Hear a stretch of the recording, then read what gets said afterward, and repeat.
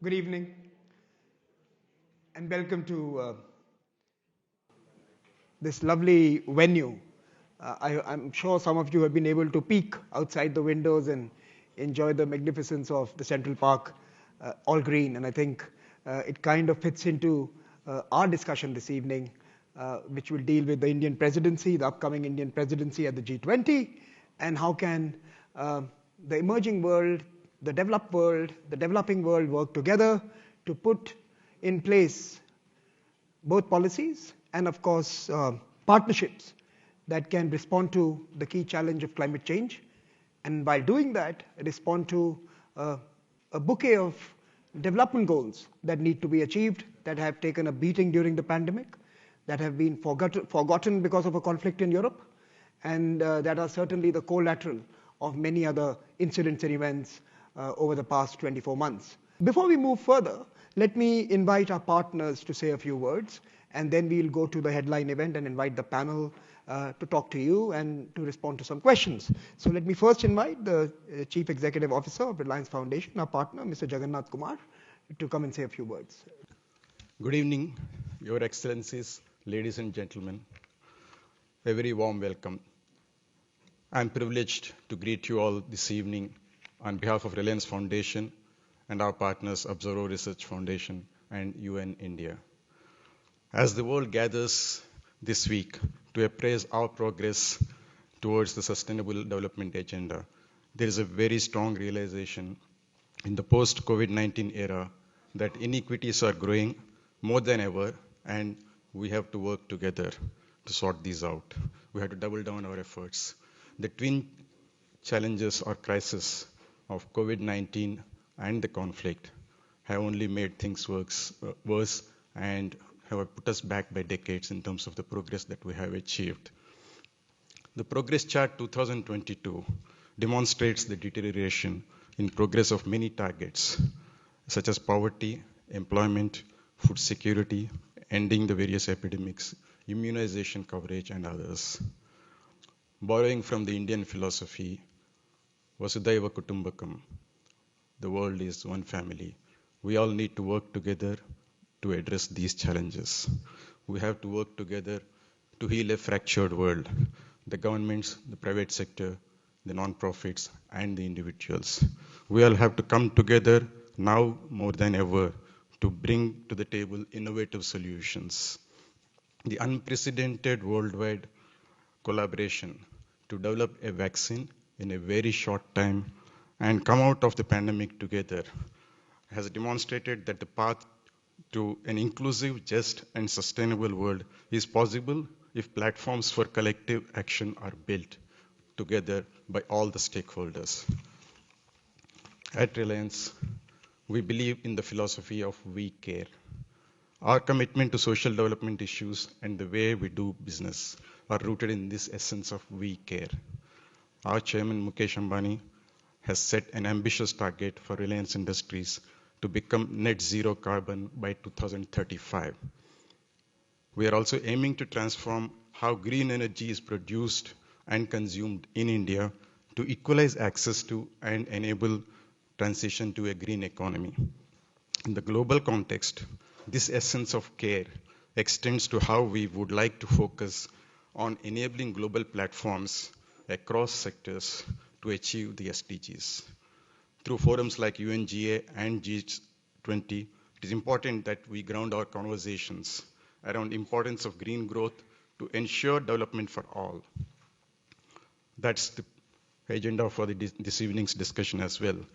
Through forums like these, we have the opportunity for sharing solutions, ideas, and best practices, transcending borders and boundaries. The green economy is to the climate conversation what mobile technology access is to inclusive digital empowerment. 6 years ago, Reliance Jio democratized the use of mobile broadband and created a revolution that transformed India into a digital India. The disruption that Jio created fast-forwarded progress, burst the internet glass ceilings, and made India a nation with one of the lowest per capita internet costs in the world, making access and affordability that much easier. There is tremendous potential for technology to unlock development and create solutions that solve challenges in education, healthcare, agriculture, governance, and overall sustainable development. That's the potential we are tapping through our work at Reliance Foundation. Earlier today, together with Observer Research Foundation, we released a book, Aspirations, Access, and Agency, Women Transforming Lives with Technology in India. You have those copies of those books on your tables. It's a series of inspirational stories that about women from various corners of India.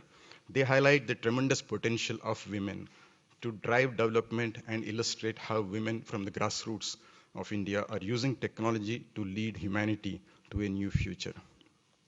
These stories demonstrate that when women rise, families flourish, communities grow, and nations prosper. A vision driven by Mrs. Ambani, who is the founder and chairperson of Reliance Foundation. Today's event is the first of what we hope will become a regular annual event during the UNGA week to showcase solutions and experiences from India as part of our ongoing commitment to strengthen India's development journey and thereby create new pathways to the world. Thank you, and we look forward to hearing the distinguished speakers this evening discussing some of these aspects. Thank you. Thank you. Now may I invite our partner, Shombi Sharp, UN Resident Coordinator, India, to come and speak to us. Shombi, over to you. Thank you so much, Samir. Colleagues, ladies and gentlemen, dignitaries, ambassadors, Excellency, External Affairs Minister of India, on behalf of the United Nations system in India, let me say, Mujhe aap sabse milkar bahut acha laga. It's a great honor and pleasure to be with you here tonight. As was mentioned, against the backdrop of the General Assembly, the 77th, taking place just a few streets from here, and the Secretary General's warning that we are in a time of great peril, facing overlapping crises, this discussion is very timely for many reasons. And one of those is that in the 8 years left to achieve the SDGs, India is increasingly showing the way. With 1/6 of humanity, the fastest growing large economy, the world's largest youth generation, and a leading voice for multilateralism and development for all, as was mentioned, Vasudhaiva Kutumbakam, the spirit of developing all together. India has the potential to be a game changer for Agenda 2030. Not only was India one of the original shapers of the 2030 Agenda, but we are seeing increasingly wide recognition of the Indian model of SDG localization and achievement driven by world-class digital public infrastructure. As the United Nations Resident Coordinator, I have the honor and pleasure to travel across the country and to see firsthand the emerging Indian development best practice. During the pandemic, we saw the power of India's digital health platform, driving the world's largest vaccination program. And India has emerged as a leader in the fight against climate change and the fight for climate justice. The Panchamrit targets announced by Prime Minister Modi at COP26 are ambitious in meeting energy requirements through renewables by 2030. As is the Lifestyle for Environment Life initiative, also launched by the Prime Minister at this World Environment Day this year, which will transform the consumption habits globally together as a human partnership. Colleagues, India has long supported multilateral efforts to address climate change, to build resilience, including, for example, helping to launch the International Solar Alliance, bringing capital to developing countries for a green future, and the Coalition for Disaster Resilient Infrastructure, as well as other development and humanitarian assistance programs through various platforms, bilateral and multilateral, for South-South cooperation. This includes the India-UN Development Partnership Fund, the first of its kind. So with India assuming the presidency of the G20 later this year, I do believe that we can be confident in these challenging times for a path towards a sustainable, green, and prosperous future. Bahut dhanyavad. With that, let me move to our headline panel discussion and invite our three esteemed speakers: the Honorable Minister of External Affairs, Dr. Jay Shankar, Vicky Ford, Minister of State for Development, FCDO, United Kingdom, and of course, Borge Brende, who will bring the business end of the conversation up, President of the World Economic Forum. So can I request you to join me on stage? Great. So Borge, let me start with you. As someone who's outside of government but not unaware of its workings, since you were yourself a minister, what are your expectations from this G20 coming at this moment? That's India is going to assume a presidency at a time when the world, one could argue, is a complicated place. We don't necessarily agree with each other. We are still recovering from one of the worst crises of this century and certainly of the last 100 years. Globalization is under question. International cooperation in many ways is more fragile and in many ways weaponized as well. In this scenario, what are expectations from Borge Brende, someone who talks to 2,000 business leaders around the world, who convenes some of the best development institutions at the forum? What do you expect from the G20 going ahead? Well, thank you. And as you said, I think we also have to maybe say two words about what kind of backdrop this presidency is happening against. Mm-hmm. And as you said, Samir, we are at the most complex geopolitical and geoeconomic backdrop for decades.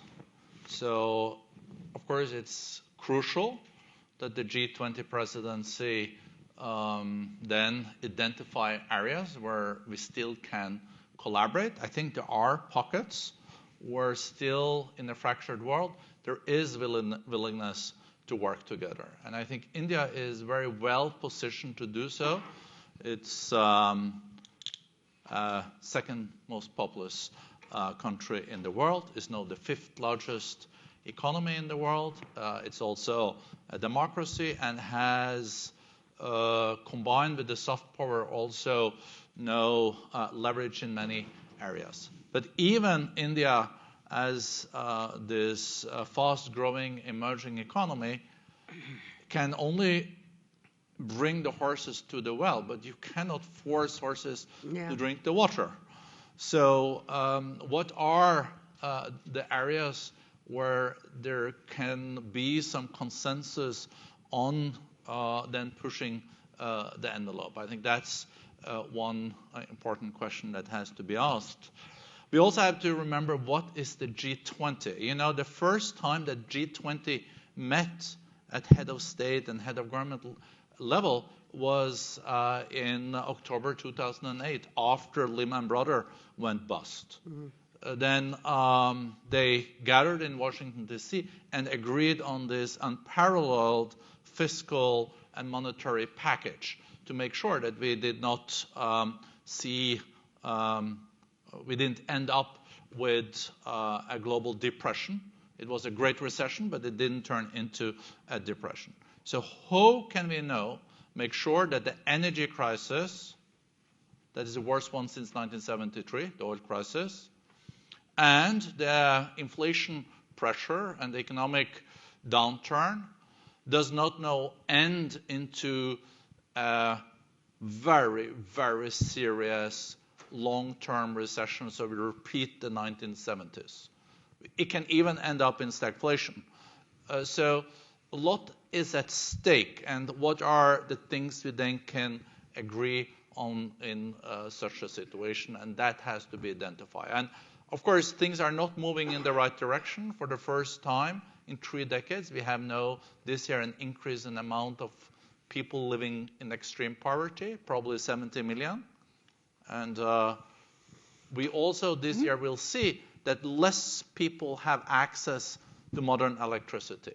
So if India, with Indonesia and other key actors, can identify, for example, a global package for leapfrogging renewables, if India, under its leadership, can also together with Indonesia that has the meeting in Bali now in November, can look at, are there some measures that we can agree on to also increase inclusiveness but still then create growth? How to avoid also beggar thy neighbor approach.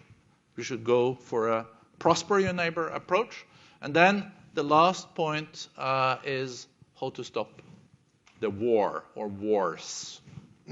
That's because the war is at the core, and I'm talking about Ukraine, is at the core of creating more and more global challenges. So a simple challenge for the Indian G20 presidency is to solve all of these problems that you just No. So I was afraid that you probably would do that with me, Samir. But I think we need to be very realistic. That's why I said that thing, use that analogy with the horses. And it's G20. We also have to be realistic at what has G20 achieved after the G20 meeting in October 2008. Correct. The 2008 meeting was consequential. That was G20 at its best. And let's then see, since in the 14 last years, what has different presidencies achieved in addition to having important meetings where leaders could talk together. So we have to be realistic at what can be achieved. Fair point, Borge. Let me turn to Minister Ford. I think the crux of Borge's intervention is that when you had to save the banks, you were able to put together the money and save the financial system. But when it comes to saving the planet or helping the world, helping ease poverty and suffering, we don't do really that well as rich countries. I think that's the point Borge was making without being as gentle as I am. So how do we create a credible finance package to solve some of these crucial questions of development, of climate, of planet? And you guys have been in this business for a long time at FCDO. Yeah. How do we do it? Yeah. So really good question. How do you get that whole package together? But first of all, can I just say massive thanks to our very gracious host and to His Excellency, the Foreign Minister, Shashanka, for organising this event. You know, this G20 imperative is absolutely the right question. It's got to be green growth and development for all, not either or. We've got so many different challenges in the world. We've got economic challenges. We've still got the educational challenge with so many children who missed out on school during COVID, environmental issues, health issues, climate crisis. And all of this is hitting the most vulnerable countries, hitting the most vulnerable people. So the G20 does absolutely need to focus on how do we achieve those sustainable development goals. We're absolutely committed from the UK to doing everything that we can to help our great friends in India on their journey through this presidency. Those development goals are so well off track. We're at the halfway point or close to the halfway point to 2030. We've got 50 million people on the brink of famine across 46 countries. This week at the Transforming Education Summit, we learned that the majority of children under the age of 10 cannot read. And if you cannot read, what is your opportunities in the future? 1 in 20 children are still dying from malaria before the age of 5. And then you've got these real extremes of climate-related weather events that they've really set back some of the gains we've made in development policy. I was in Malawi earlier this year, where the tragedy of the cyclone there that took out 40% of their electricity, completely diverted the main river that goes through the hydroelectric power. We've seen the Pakistan floods, but other countries, South Sudan, Puerto Rico, wiping away years of work, and then conflicts. You're absolutely right about conflict. I think in your opening remarks, you suggested that we were only focusing on Ukraine. That's absolutely not true. We need to focus on the conflict that's happening in so many parts of the world, particularly Ethiopia, dreadful drought, tragic conflict, huge humanitarian crisis. So we need to really look at areas where we can cooperate and try and find solutions. We need to find solutions to famine and food insecurity, humanitarian situations, health sickness, etc., etc. And also, as I'm the girl here, okay, we need to find the solutions that work for women and girls, because it's often the women and girls that are most affected, where you have conflict, where you have climate challenges, where you have poverty. And so the 3 E's, educating girls, empowering women, and ending violence against women, you need to embed all of that. And to do all of that, you need to make sure you've got the money to do it. Okay? So we need to find much easier ways that you can access finance for development. And this is where the banker in me comes in, previous careers. You know, ODA is still a crucial part of development finance. The UK is still one of the largest contributors of ODA in the world, and we're absolutely committed to making sure that ODA is directed towards the lowest income countries, especially many countries in Africa where the development progress is furthest behind. But you also need to remember that the majority of development finance actually comes from national governments themselves, private sector, and often from citizens themselves. So we need that sort of mixture of different financial resources as well as international investments. We need to have a really honest review of the current development financing landscape, because it's not working well at the moment. Okay, we need to look at what is working and what isn't working, and make sure that we can accelerate funding into areas where it's needed before the problem gets even worse. And that's a lot of the discussions I've had this week, is how can you accelerate and get ahead of some funding. So that means thinking outside the box, how you do your partnerships, taking more risks with more innovative financing mechanisms. And in the G20 and other fora, we've been talking a lot about blended finance, unlocking sources of funding that can have multiplier impacts. So I'll give you a little example. Earlier this year, I signed a big guarantee to the African Development Bank. That'll help them to unlock another $2 billion of lending on their balance sheet that they can get into, especially improving agriculture. So there's a techie issue that's happening at the G20 on capital adequacy frameworks for the multilaterals. That could also help to unlock more financing. So that's an important work. COP27 is also a big moment. So we need to keep doing everything we are doing on development. We mustn't drop the green growth side as well. We have to deliver the promises that we made at COP, because otherwise everything that we do on development will be meaningless, because we will have not met the climate challenge. So before I'm going to turn to the Honourable Minister from India, but before that, let me just leave a question with Borge and with Minister Ford. A few months ago, I was in a conversation with the Speaker of the Maldives Parliament, and he mentioned that we are facing, all island countries in that part of the world are facing a twin challenge of debt traps and terrible climate consequences. The economies are so fragile, how do you fund them? And they need funding if they have to survive the climate challenge. So I'm just leaving this, and I want to come back to... Can I just say one more thing on that? So my background before politics was infrastructure finance, okay? And if you don't have good infrastructure, your economy will never grow. So one of the things we've been doing in the UK is really focusing on how can we make sure that we can help unlock the power of the City of London, world's largest financial centre, into more reliable infrastructure finance offers that we're doing in a public-private partnership way through our development organisation. We've committed to unlock up to £8 billion worth of development financing between now and the end of infrastructure financing for developing countries in the next couple of years. And that is key to making this work. Minister Jaishankar, the Secretary General described this moment as a moment of overlapping crises. I see that as your foreign policy calendar going ahead. SCO chairmanship, G20 chairmanship, somewhere in the middle you're doing something in the Security Council, and of course all the other alphabet soup of organizations that you manage. How do you see this moment for India, where you have to manage these competing, conflicting interests, and yet try and make G20 consequential? If I was to pick a word out of Borge's intervention, is it going to be consequential?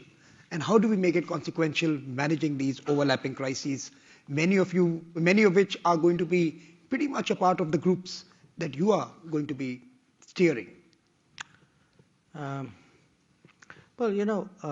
First let me enter one small caveat. We still have a few months to go of the Indonesian presidency of the G20. And they are very consequential months because the summit has to take place in November. And to a certain extent, what India can do or cannot do will depend on those months because we inherit the presidency after that. If you ask me what's the big thought or big concern I have with G20,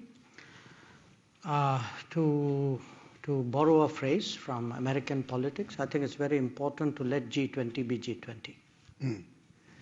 Because if G20 gets distracted or completely preoccupied on issues which are not the G20's remit, because again I go to what Borges said, look at the history of G20. It met at a time of a major global financial crisis. In the 14 years, I think is a bit harsh about its working. I think they do have achievements, but the achievements are largely on the financial side, on the broader economic side, to some degree on the socio-economic side. So it's important that the G20 stay there, refocus there.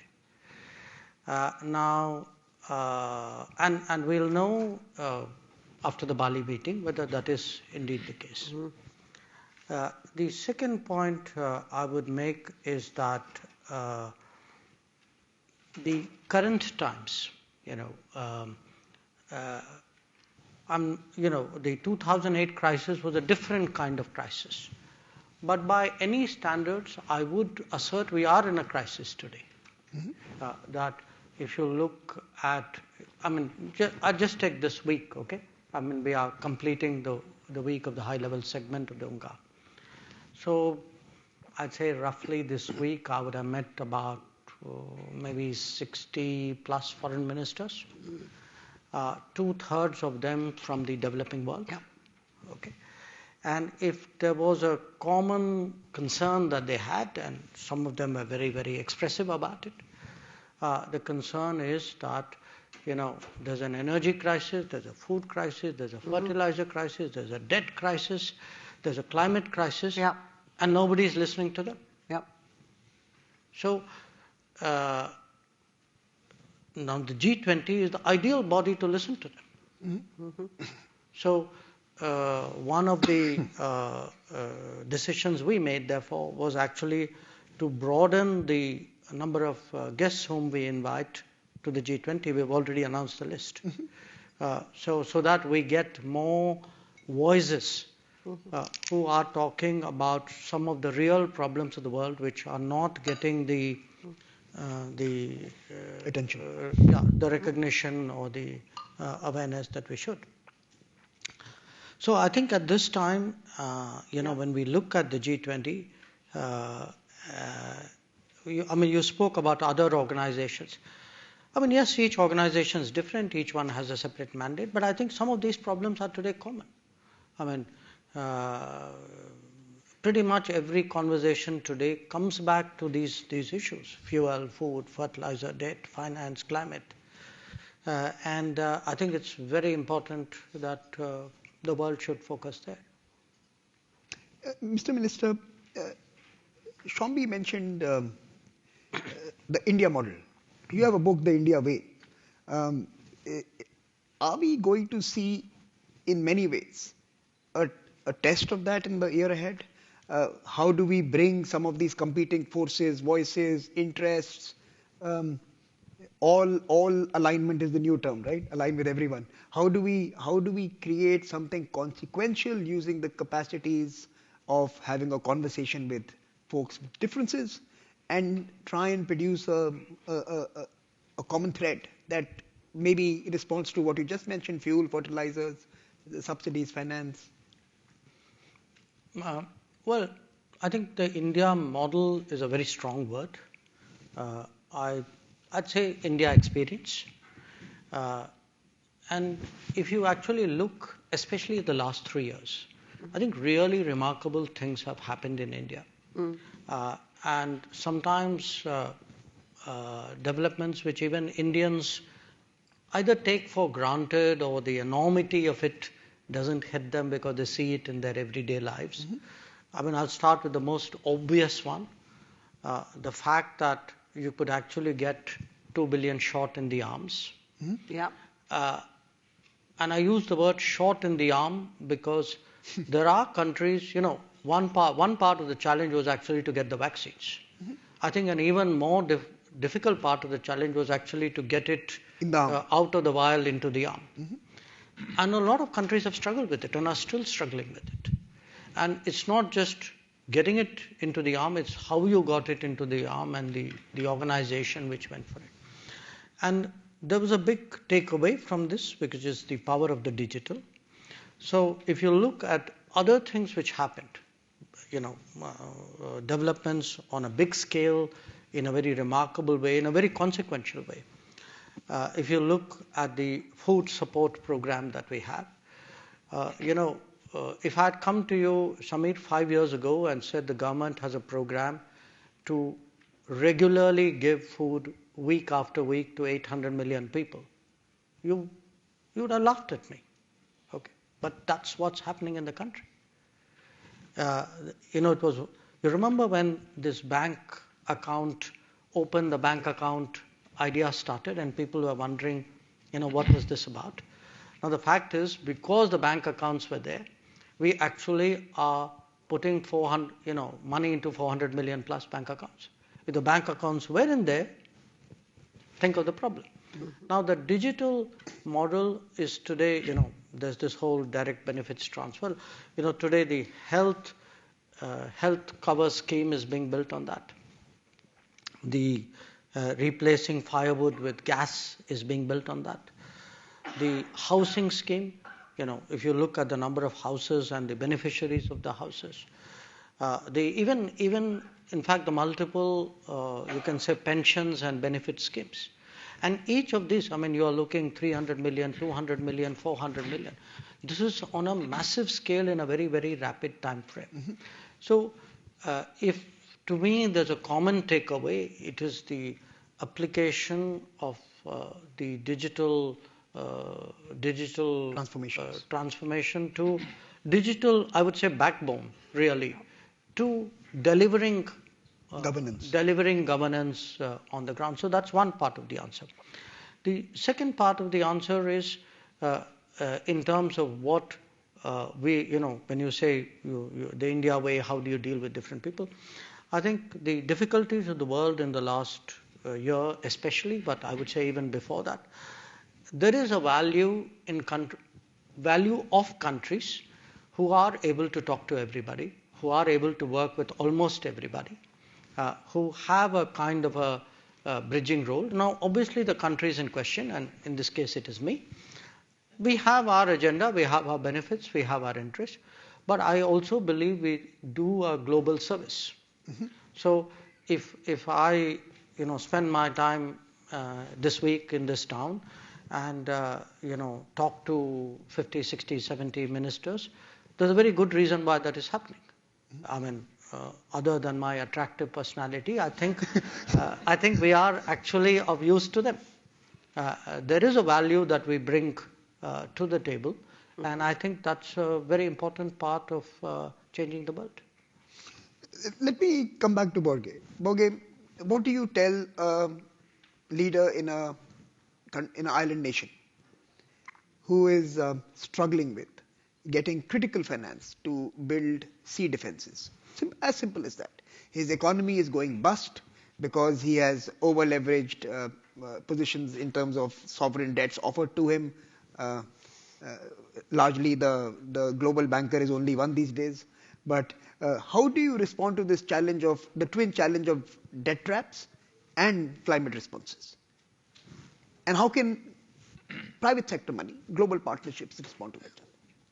I think on your last point on private sector, I think private sector will have to be an important part also of the G20 presidency, because the fiscal situation in many nations is also quite difficult. So there is not that much additional resources to put on the table, either for ODA or other things to finance. So when the private sector can be also challenged to be part of alliances, for example, when it comes to adaptation, because climate change, we used to say it's like if we should think about our grandchildren, then we change to our children, and no, it's here, it's happening real time.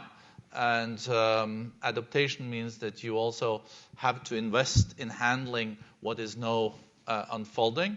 At COP27 in Sharm el-Sheikh, beginning of November 2, I think the Egyptian presidency will put a lot of emphasis on adaptation, and that's necessary. And we need also now to deliver on the 100 billion a year pledge that was made in Copenhagen.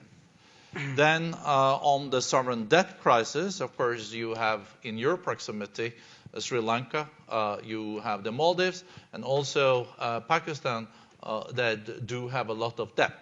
And now with the appreciation of the dollar, and if you're not big enough as an emerging economy, like India is so big, so it's not facing the same challenges, quite the contrary, it will be now, according to our economists at the World Economic Forum, the fastest growing of the large economies. But for those smaller and medium-sized emerging economies, this appreciation of the dollar and capital now flowing out of their markets, it's a severe thing. So when I was saying that I think this is potentially a moment for the G20 like you had in 2008. I'm not, just clarifying, I'm not underestimating what the G20 has achieved during the 14 last years, but I don't think it comes to us like, wow, it was this was the big thing. The last really big thing was the 2008, where you saved us from a depression. But is there, in the current polarized world where the Security Council is so toxic, are there ways to then bring some consensus on, for example, a big energy revolution? And sometimes a crisis is also an opportunity to get things done. That's what we saw in 2008. And look at 1973. That was the last time we had an energy crisis. And what happened with the oil crisis? Then we had massive building of nuclear power plants. Most of the nuclear power plants that are still running now was built after 73 as a result. And then there was a massive revolution of the technology when it came to cars. So back in 73, a car used like 2 liters per 10 kilometers. After 5 to 10 years, it had gone down to like 1 liter per 10 kilometers. So we saw also coal being then totally phased out in shipping and also in railways. So those new renewables, can we really use this opportunity to leapfrog? Because they're no competitive to the traditional energies. They are also deglobalization of the energy picture because they're close to you, so you also solve the security piece. Is there a way of putting together a global package that will like make us leapfrog into the renewables? And that solves so many problems. It solves the energy security problem. It decouple it from growth in CO2, and it also answers the security piece. So that could be one area. Okay. So what we're going to do is we're going to come to you. I have a few names that I had reached out to before the evening started because we wanted it to be more ordered. So I'm going to ask Amar Bhattacharya, Alexis Crow, Ayode, of course, I see her here, so I'm going to come to you as well. And of course, Vaishali, I'm going to come to you as well this evening. So let me first start with, I'm going to give you all a minute each, so don't make it an intervention, make it a idea or a question, and then I'm going to come back to all of you to try and engage with it. I'll take notes if you can pick and choose, but I'll make sure that we answer all of the 4 questions. Okay. So can I start with you, Amar? If can you get a mic to Amar here? Amar Bhattacharya, of course, is at the Brookings. I'm just giving it. Go ahead. Thank you, Samir. So I just wanted to pick up on the last intervention and in some sense picking up actually the theme that in some sense to deliver on this goal of green growth and development for all, we will need a massive scale up of investment combined with innovation. And the critical areas, as just was pointed out, energy transformation, a very big push on adaptation and resilience, and restoration of natural capital with a strong focus on sustainable agriculture. Now, those investment requirements are not in the hundreds of billions, they are in the trillions. And we have to recognize that. And this will require really working on steroids on all forms of finance, domestic, international, public, and private. And I agree that private finance is where the biggest potential lies. However, having said that, we should require that for every dollar of renewable, we will need 60 to 70 cents on public investments in the grid, in backup capacity, in areas like transport infrastructure. So in this, how do we get that done? And of course, it's a key to unlocking investment, but it's also key to unlocking finance. And we talked about the private finance, but I want to focus very much on one underperforming part of the system, which is multilateral development finance. And yes, the G20 Capital Adequacy Framework report is very good, needs to be followed through, but why don't we also talk about additional capital for the MDB system? You know, the World Bank has lent $750 billion on the back of $20 billion of paid-in capital. Why don't we put that on steroids for this agenda that we are talking about? So that's a good question that we'll come back to you, that why don't we put the MDBs on steroids, and can G20 actually be thinking about that? A big question. Give life to the Bretton Woods that are flailing and failing in some sense to keep up with what's happening. Ayode, do you want to come in? Can I have a mic for Ayode? And she, of course, is the special envoy of the WHO at the ACT Accelerator. So Ayode, over to you.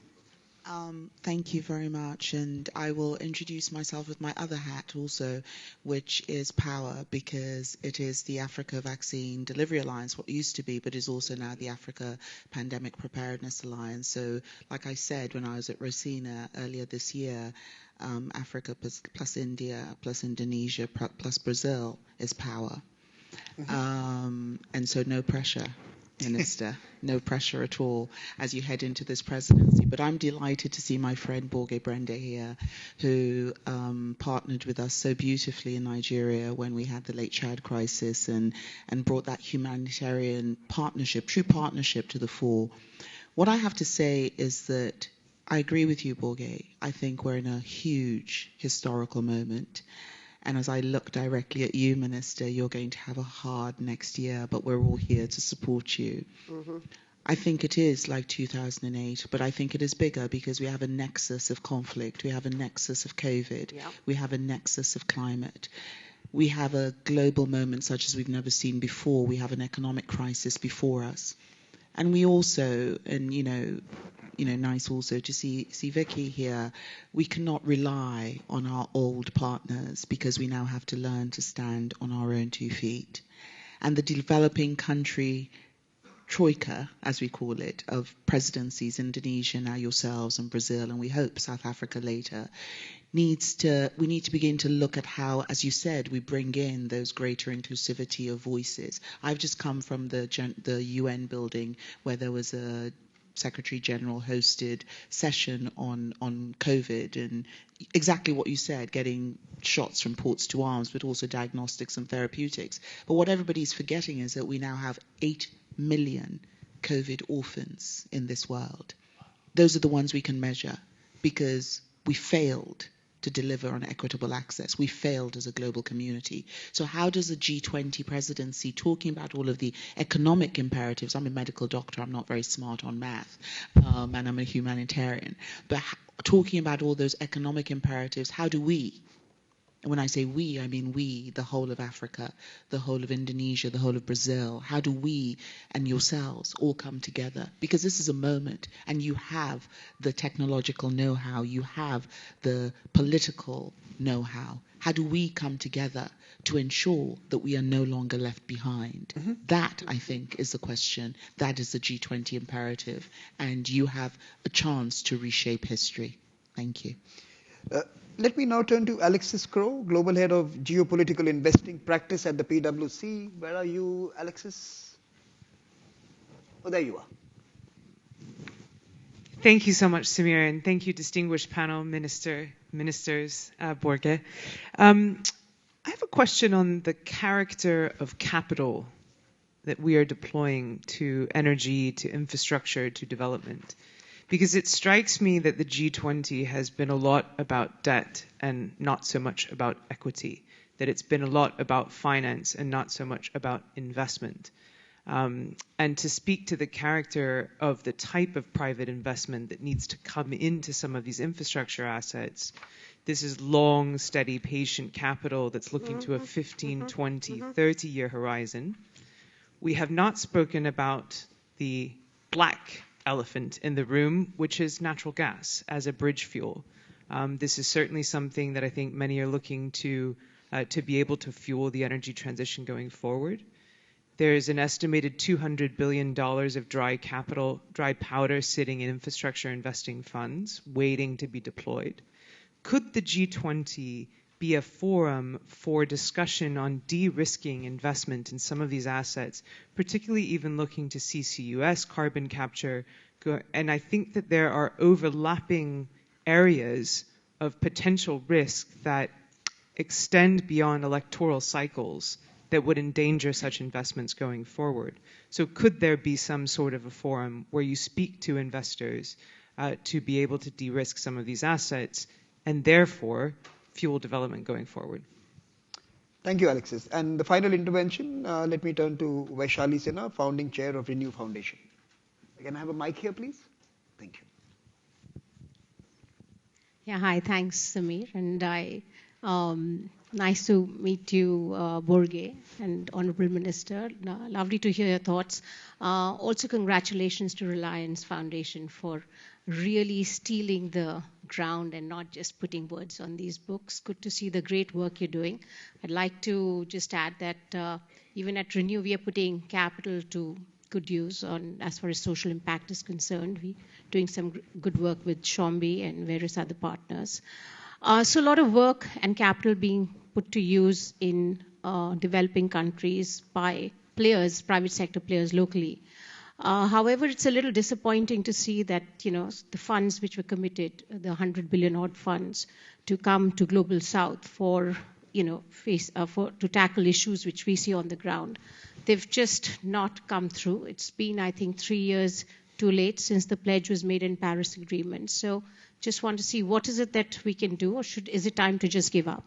And perhaps just, endorsing the point on multilateral reforms. I think there is need for us to even work, on that, because we are in the renewable energy space. We see quite a lot of lack of innovation there as far as financial products are concerned.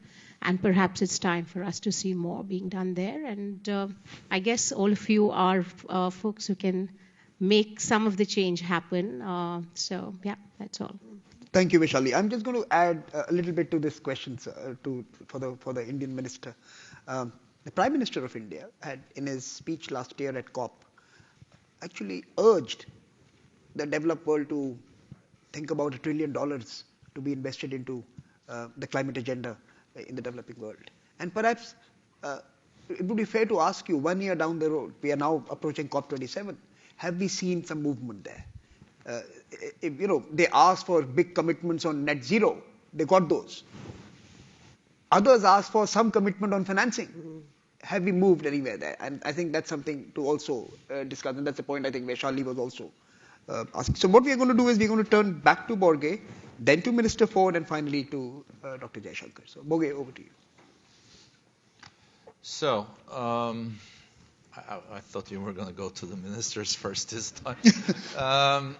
So, I would say that on the adaptation piece, there is a lot of pledges that are not fulfilled. And we'll also have to be honest that the pledge from Copenhagen on the 100 billion a year to technology transfer, to also mitigation, but also adaptation, I think there is at least a gap there on 30 billion a year. Mm-hmm. And that has to be solved. But to the bigger question, though, to like how can we bring the leaders together today, as I said in the beginning, like, are there pockets of areas where Xi Jinping, Putin, Biden, Modi can agree, even in this very difficult global situation? I think the climate change piece is one area because we're all paying a very high price for it now. And the leaders do see this. So maybe but it's complicated by the energy transitions question. Say that again? It's complicated by the energy question. You can't agree on climate if you don't agree on energy. And energy is a big poser. Let's not ignore that, right? That's what the whole the complication is today, right? Yeah, but as I said, I think there has to be, I think more leaders in G20 now see that the cost of inaction is far exceeding the cost of action when it comes to climate change. Mm-hmm. And that's where we also have seen, when we've seen the price of solar fall to 1/10 in a decade, that should also make us more optimistic about possible breakthroughs in the years to come. But then the money has to be invested in those necessary transitions.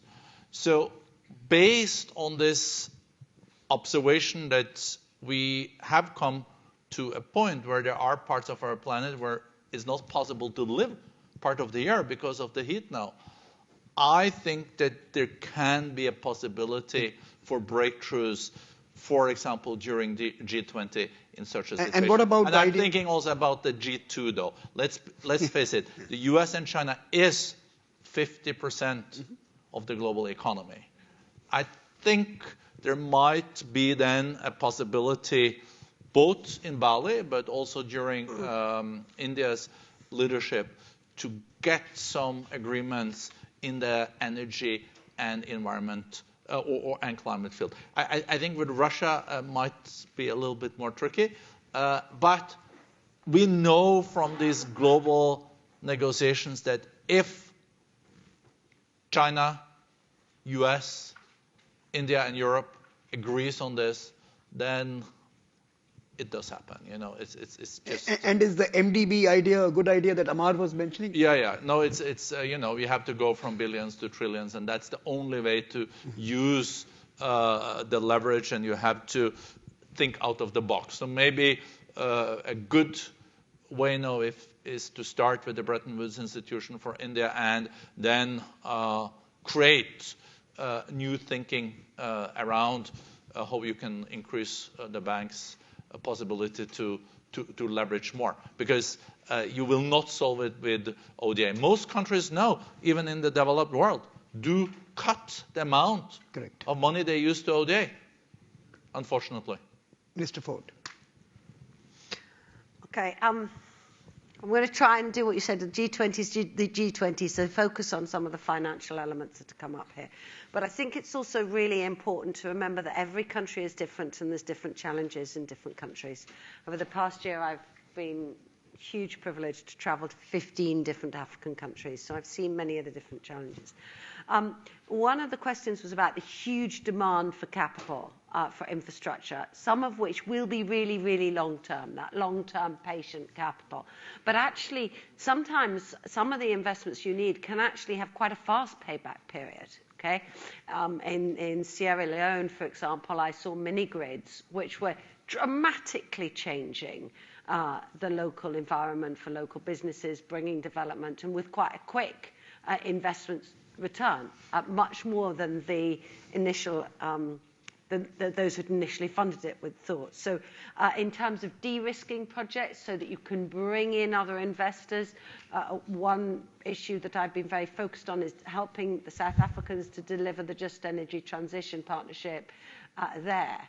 Is a huge commitment from the UK and others at COP, but it's such an important example. They are making good progress on that, and I hope that that will help to bring in more investors as well. You asked about small island states and their particular vulnerabilities. The Glasgow Pact particularly pointed out their vulnerabilities. They have real challenges accessing financing, and I'm absolutely trying to use my voice as the UK for them to change, for example, some of the issues they have in accessing ODA. World Bank, should they be doing more? The MDBs, we agreed a $170 billion package at the spring meeting of the World Bank to help countries who are most affected by food, fuel insecurity. Should they be getting out the door faster? I think so, okay, and telling more people about what they're doing. I've pushed them to get more of it into the Horn of Africa. We need to get more of that. Can we be more innovative with the financial products? Absolutely. What do they say? You can get a lot done, provided you're not the person who always wants to take the credit for it. Okay? I signed a guarantee to the African Development Bank. They're getting the money out the door. That is transforming access to better seeds, for example, more climate resilient crops. Science and research has been key here on this, but we absolutely, yes, we need to use the innovative tools. We need to be honest when things are going wrong. You know, some countries have got real debts that they will not be able to repay. I think of Zambia. A shining light, actually, thank goodness they managed to get their creditors round the table. But boy, did it take a long time for some of those creditors to come round the table, and did some of us have to give them a big shove and a push. And you need to recognise that if a country is not going to be able to repay their debt, then actually you as a creditor are making your own financial situation worse if you don't help them negotiate and find a pathway through that. And then, just not on the finance, but it is key. What you said, madam, I've forgotten your name, but conflict. Ayode. Conflict, Amy. You know, when I look at the places that have got the worst humanitarian crisis in the world, Nigeria, one of them, it is conflict that's happening as well. And we need to find, in my head, the way I think about it, we need to find a better way to look at conflict resolution and humanitarian issues together with development, and the UN's got a key role to play with that. I grew up in Northern Ireland. I spent my childhood in a part of the United Kingdom where we had conflict. I remember being in my classroom when a bomb went off across the world, hiding underneath, off the road, hiding underneath my desk. We need less conflict in this planet, and that will make it much easier. But we need to keep the peacekeeping side of it as well. Sorry, brain dump. Thank you. Dr. Jayashankar. Okay, let me, in a sense, respond the way the observations were made. First question, issue really the role of the MDBs. Absolutely, I think it's vital. MDBs, if you look at the history of the post-Second World War growth of the global economy, the MDBs have to lead. You know, if the MDBs lead, business will follow. And somewhere there has to be rethinking, re-energizing, reprioritizing out there. And particularly when it comes, you know, you referred to what the Prime Minister said at COP26. You know, you are not going to get that kind of big-scale green growth if the MDBs do not change the policies and lead accordingly. Now, the second observation about, you know, how do we get together to make sure people don't get left behind. Now, look, sadly, in fact, we're seeing more of the leaving behind rather than less of the leaving behind. During the COVID, we actually had countries which stocked up 8x the vaccine levels of their population, and countries which didn't have 1/8 the vaccines of their population. Now, did people learn lessons from it? I'm not so sure. We have seen in the last, just look at this year, okay? Look at the food shortages. Now, we had this, this debate. We must let market forces prevail. We must keep the markets open. Guess who gets the food when the markets are open? I can see it all moving north. Now, we've seen the same on energy. There are countries, their tenders do not elicit responses. Guess why? Because markets are working. And the markets are taking them all to Europe where premium prices are paid. So I think it's very important.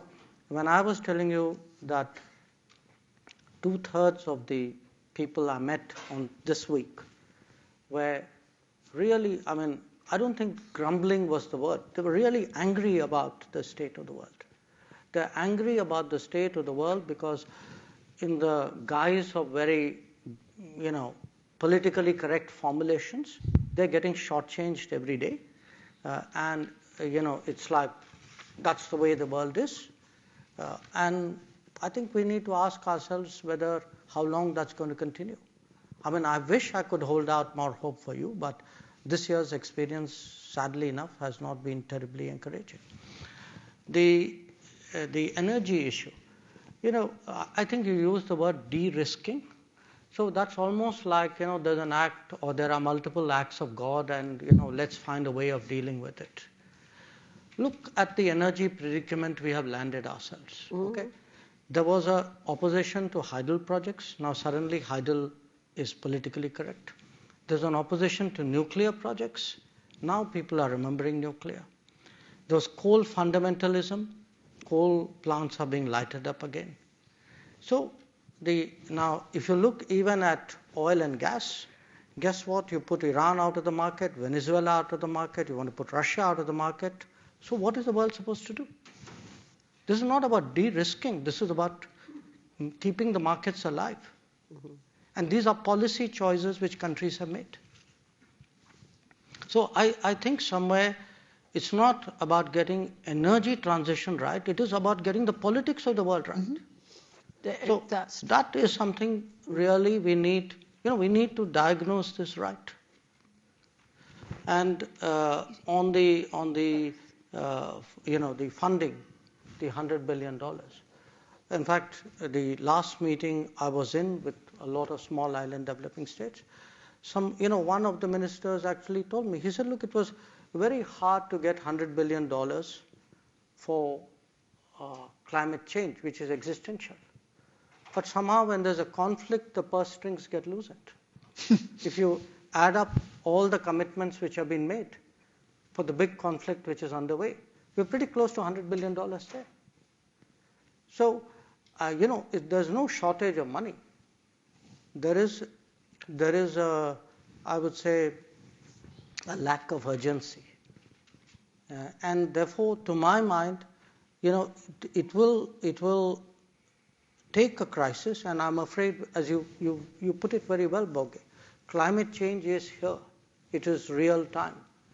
So I think between the conflicts, the COVID, the climate change, my sense is we are reaching a kind of a crisis period where, the world will have to take some very radical decisions. Now, whether they get taken in the G20 or outside the G20, bits and pieces next year, all that we don't know. But it is today, I would say, truly an inflection point. Mr. Minister, final question to you as we close. Multilateralism, I think that's what you referred to in your comments just now. Is it time to rethink fundamentally the architecture of multilateralism. Is something that is going to be an Indian priority, G20 or outside, rebuilding the undergirding of our interconnected world? There are two words which are under attack currently. One is globalization and one is multilateralism. I don't think there's anything wrong with either of them. What is challengeable is how they have been implemented. If you ask me, has multilateralism failed us? I would say this form of multilateralism in the hands of these people perhaps has not delivered. So the answer to But you won't give me the names of which people. No, you know that. Okay. Don't do that. Look, the point is that the solution is really is more multilateralism. Everybody, why are we all here this week? Yeah. We're all here this week because at the end of the day, people still believe in it. The UN coming here, sitting together, working it out, finding a system. They still believe in it. That's so true. It's absolutely true. So what is wrong is the narrowness in the thinking of the custodians of the system. And I would argue the same applies to globalization. The real problem with globalization is it was so centralized that when the CPU had a problem or the CPU wanted to leverage it, everybody had a problem. Mm-hmm. So the solution to globalization is decentralization. Decentralized globalization. And I would argue the solution to multilateralism is reformed multilateralism, not a 1945 version of multilateralism, which is 75 years, 80 years young or old. You want a quick intervention? I just think that what we've seen increasing again and again over the past couple of years, whether that's COVID or whether that's the fallout in food and fuel prices because of Ukraine, is that when something happens in one part of the world, it can very rapidly affect everyone around the world.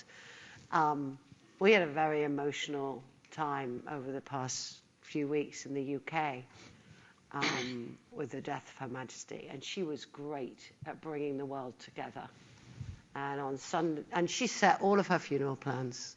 On Sunday night, she had planned that world leaders would come together and talk to each other informally at her night before her funeral. They did that again for an hour whilst the crowds were dispersing after the service.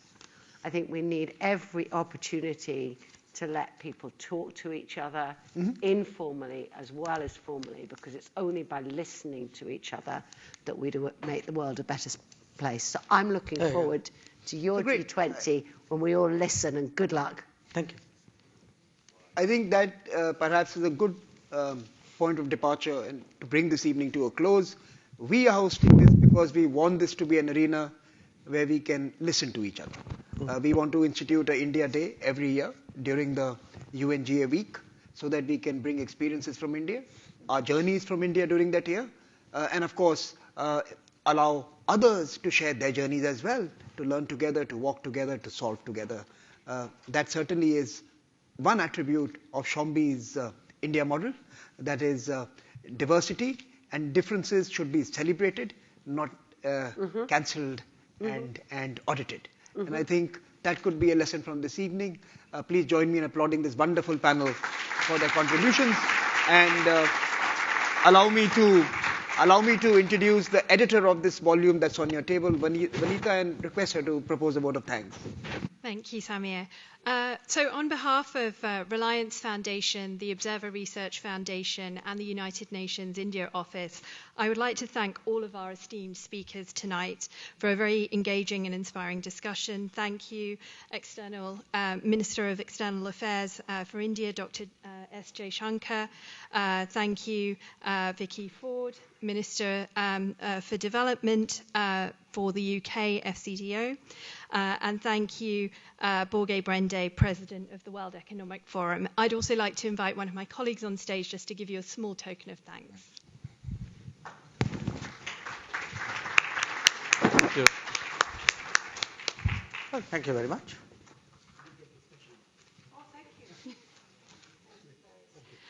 I would also like to take this opportunity to thank Dr. Samir Saran and the entire ORF team, and Mr. Shombi Sharp, Radhika Batra from the UN India office for being tremendous partners in helping co-develop this event together with Reliance Foundation. And thank you to all of you for joining us today on what has been a very busy week with UNGA in New York this week. So we do appreciate your time in joining us. And as Samir said, we hope that this will become an annual India Day, and we hope to see you again next year. In the meantime, we invite you to join us for some light refreshments in the room next door to continue the discussion. Thank you, everyone. Thank you. Thank you.